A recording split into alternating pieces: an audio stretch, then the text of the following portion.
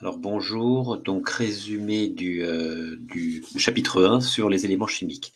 Donc ce qu'il faut connaître, hein. Donc tout ce que je dis là, il faut connaître. Voilà, je pourrais mettre voilà du rouge du rouge comme ça, voilà, partout en fait, hein, d'accord.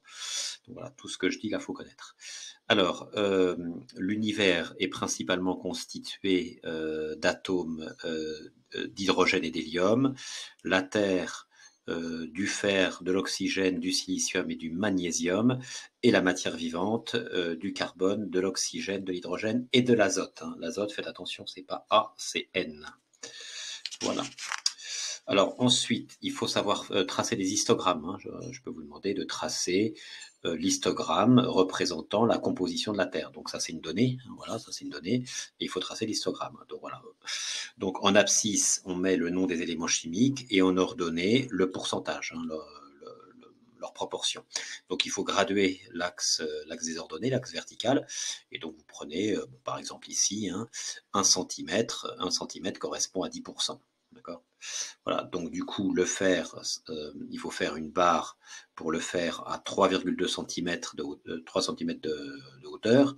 Pour l'oxygène, 3 cm, le silicium, 1,5 cm, etc., etc.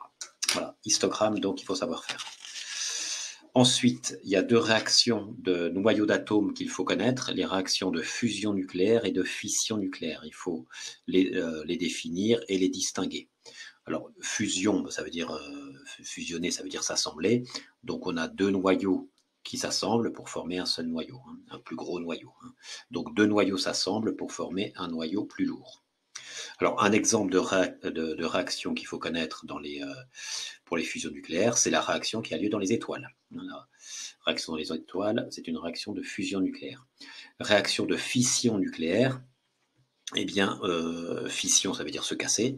Donc, on a un atome qui se casse, hein. Donc, le noyau d'un atome, alors on ne dit pas qu'il se casse, le noyau d'un atome se désintègre. Alors, bon, il peut se faire naturellement, dans ce cas-là, c'est de la radioactivité, ou artificiellement, par exemple, dans les centrales nucléaires. Et là, on a l'équation d'une réaction de fusion nucléaire, et ici, l'équation d'une réaction pardon, là, c'est fusion nucléaire, hein, fusion nucléaire, et là c'est fission nucléaire. Alors un exemple, eh bien, ça par exemple, c'est la désintégration du noyau de radion, qui est un noyau radioactif, donc c'est le phénomène, un exemple, phénomène de radioactivité. Alors c'est ce qu'on va voir maintenant. La radioactivité, il faut connaître la définition, donc certains noyaux d'atomes sont instables et se désintègrent. Alors, naturellement, c'est quelque chose qui est naturellement, donc on dit qu'il s'agit d'atomes radioactifs. Et ce phénomène est aléatoire, hein, c'est-à-dire qu'on ne peut pas savoir quand est-ce qu'un seul noyau peut se casser, hein, c'est dû au hasard. En revanche, on peut savoir quand on a un échantillon d'atomes radioactifs, hein, donc on a un grand nombre d'atomes radioactifs, voilà, eh bien, on peut savoir quand est-ce qu'ils vont tous être désintégrés, hein, c'est ce qu'on appelle la décroissance radioactive. Ça peut être connu. Alors, donc on considère un échantillon contenant un nombre n0 d'atomes radioactifs. Voilà. Donc la décroissance radioactive, c'est la courbe qui montre le fait que les atomes se désintègrent au cours du temps. Donc en abscisse, on a une courbe, c'est le temps qui s'écoule, et en ordonnée, c'est le nombre de noyaux radioactifs. Donc à t égale 0, l'échantillon est complet, et au cours du temps, les noyaux se désintègrent d'une façon aléatoire, et donc il y en a de moins en moins. Mais cette courbe ne décroît pas linéairement, hein, comme une droite, mais ça fait une courbe, hein, c'est une exponentielle décroissante. Voilà. Alors, soit on représente en ordonnée le nombre d'atomes radioactifs au cours du temps, hein, qui diminue comme ça, hein, c'est le nombre d'atomes, ou soit on représente la proportion d'atomes radioactifs restantes, hein, d'atomes radioactifs restants. Donc, au départ, on a à t égale 0, on en a n0. Donc, c'est n0 divisé par n0. Donc, la proportion, c'est un rapport, hein, et donc ça fait 1. D'accord. Et donc à ce moment-là, on a la proportion d'atomes radioactifs restants dans l'échantillon au cours du temps. Alors, cette durée-là, en fait, hein, la durée au bout de laquelle tous les noyaux sont désintégrés, eh bien, ça dépend du type d'atome.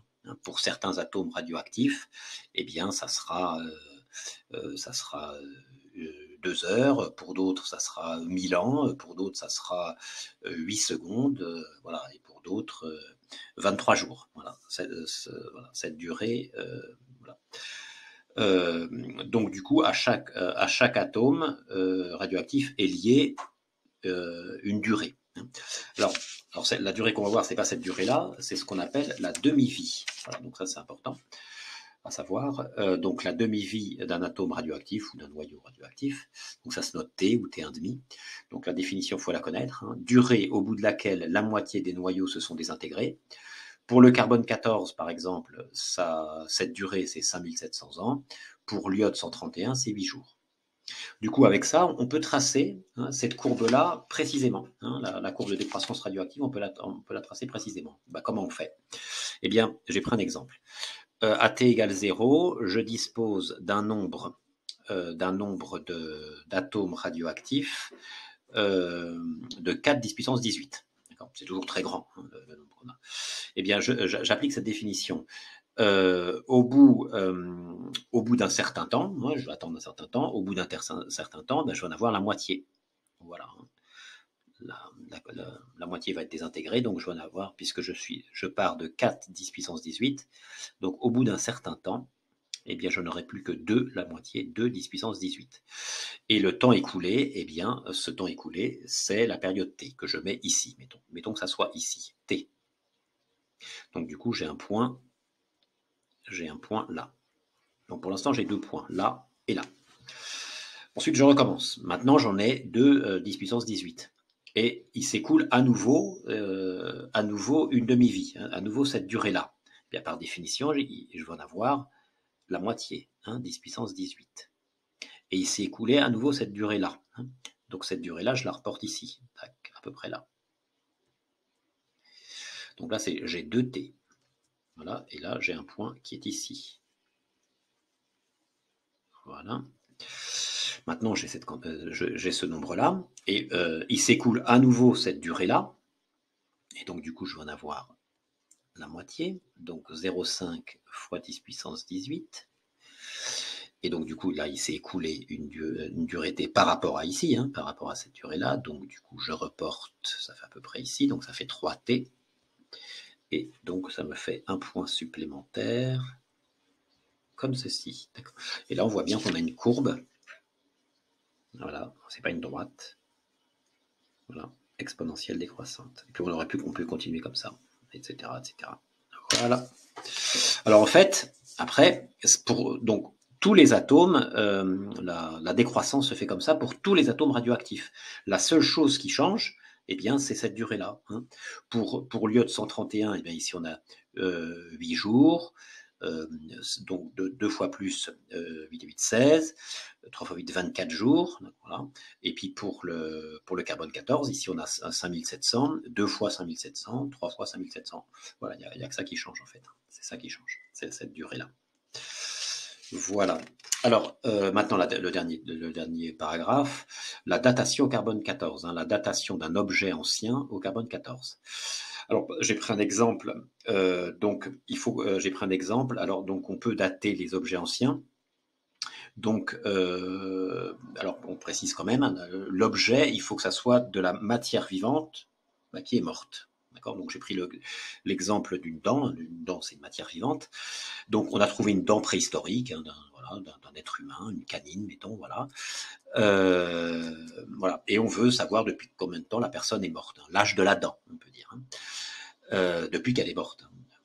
Donc, on prélève 1 gramme de dents et on cherche expérimentalement, on cherche le nombre d'atomes de carbone 14 qu'il y a dans la dent. Donc, il faut admettre que tous les êtres vivants possèdent des atomes radioactifs carbone 14, voilà, ça c'est admis.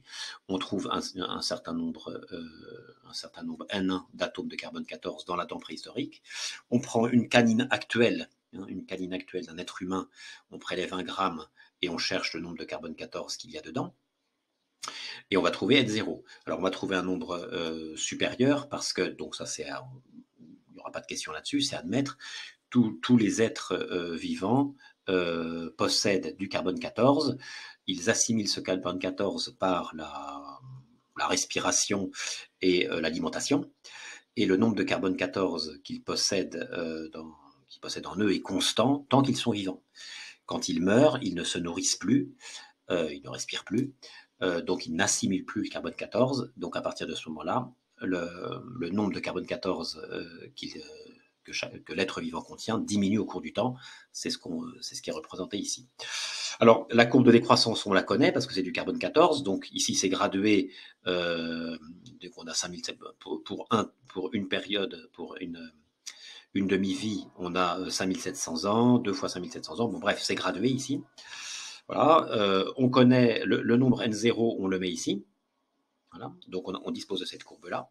Et donc, expérimentalement, on trouve un nombre N1. Et donc, par lecture graphique, voilà, on met la valeur de N1 et il suffit de lire la durée correspondante que j'ai appelée T1.